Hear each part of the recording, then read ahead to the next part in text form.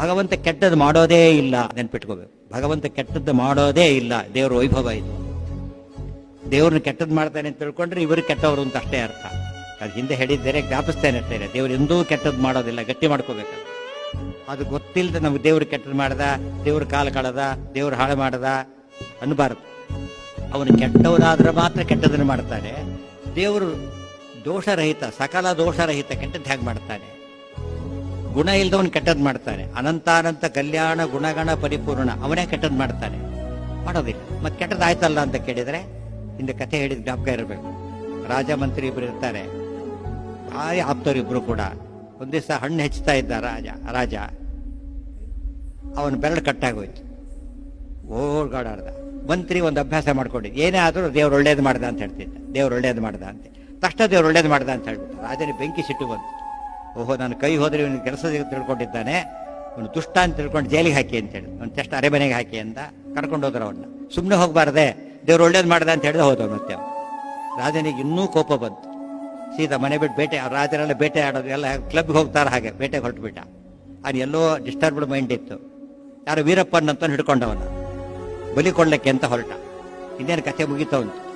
ಅವನು ಪುರೋಹಿತ ಬಂದ, ನೋಡ್ದ, ಅದೇನೋ ಬಟ್ಟೆ ಕಟ್ಟುಗಳಿಲ್ಲ, ಬಿಚ್ಚು ಅಂತ ಹೇಳಿದ. ನೋಡ್ತಾನೆ ಬೆರಳೇ ಇಲ್ಲ. ಅವನು ಹೇಳಿದ, ಬಲಿ ಇತ್ತು ಅವ್ರನ್ನ ಕೊಡಬಾರದು, ಊನಾಂಗರನ್ನ ಬಲಿ ಕೊಡಬಾರದು, ಬಿಟ್ಟು ಬಿಡು ಅಂತ ಹೇಳಿದ. ಅವ್ನು ಬಂದ್ಬಿಟ್ಟ ಮನೆಗೆ ವಾಪಸ್. ಮಂತ್ರಿನ ಕರೆದ. ಮಂತ್ರಿ, ಇವತ್ತು ಭಾರಿ ಬೇಜಾರಾಗಿತ್ತು, ಮಾತಾಡಿದೆ, ಹೋಗ್ಲಿ ಬಿಡು, ನಿನ್ನ ಮಾತಿಗೆ ಅರ್ಥ ಆಗಲಿಲ್ಲ. ನಾನು ಬೆರಳು ಹೋದ್ರೆ ದೇವ್ರು ಒಳ್ಳೇದು ಮಾಡ್ದ ಅಂತ ಹೇಳಿದೆ, ನಿನ್ನ ಜೈಲಿಗೆ ಹಾಕಿದರೆ ಒಳ್ಳೇದು ಮಾಡ್ದ ಅಂತ ಹೇಳಿದೆ, ಏನು ವಿವರಣೆ ಕೊಡು ಅಂತ ಹೇಳಿದ.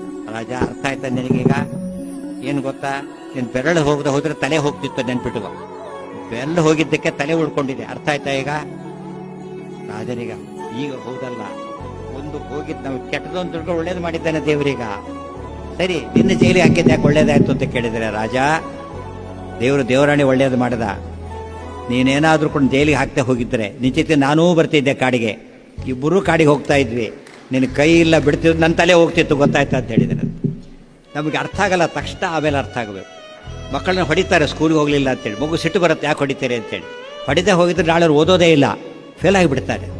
ತಂದೆ ತಾಯಿಗಳು ಮಕ್ಕಳನ್ನ ಹೊಡೆಯೋದು ಯಾತಕ್ಕೆ? ಒಳ್ಳೇದಾಗಲಿ ಅಂತೇಳಿ. ಇದಲ್ಲ, ದೇವರು ನಮಗೆ ಕೆಟ್ಟದ್ದು ಮಾಡೋದಿಲ್ಲ, ಮಾಡದ ಅಂತ ಅನಿಸ್ಕೊಂಡ್ರೆ ನಾವು ಅರ್ಥ ಮಾಡ್ಕೊಂಡಿಲ್ಲ ಅಂತ ಅರ್ಥ.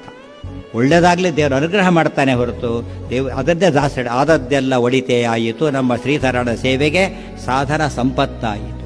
ತುಂಬ ಜನಕ್ಕೆ ಇದು ಗೊತ್ತಿರಬೇಕು. ಸುಮ್ಮನೆ ಟೆಸ್ಟ್ ಮಾಡ್ತಾ ಹೋಗಿ, ನಾವು ಕಥೆಗಳು ಬೇಕಾಗಿಲ್ಲ, ನಾವೇ ಅಂದ್ಕೊಂಡು ನೋಡಿ, ಅಯ್ಯೋ ದೇವ್ರು ಎಷ್ಟು ಒಳ್ಳೇದು ಮಾಡಿ ನಮಗೆ ಅನಿಸುತ್ತೆ. ಆಮೇಲೆ ನಾವು ಯಾಕೆ ಯೋಚನೆ ಮಾಡೋದಿಲ್ಲ ಅಂದರೆ ದೇವ್ರ ಬಗ್ಗೆ ಮರ್ತೇ ಬಿಟ್ಟರೆ ಯೋಚನೆ ಮಾಡ್ತಾ ಇಲ್ಲ. ಒಂದು ಸ್ವಲ್ಪ ಯೋಚನೆ ಮಾಡಿದರೆ ದೇವರು ಯಾವಾಗಲೂ ಒಳ್ಳೆಯದನ್ನು ಮಾಡ್ತಾನೆ. ದೇವರು ನಮ್ಮಿಂದ ಏನೂ ಎಕ್ಸ್ಪೆಕ್ಟ್ ಮಾಡೋದಿಲ್ಲ, ಮುಂದೆ ಹೇಳ್ತಾರೆ ಅದನ್ನು.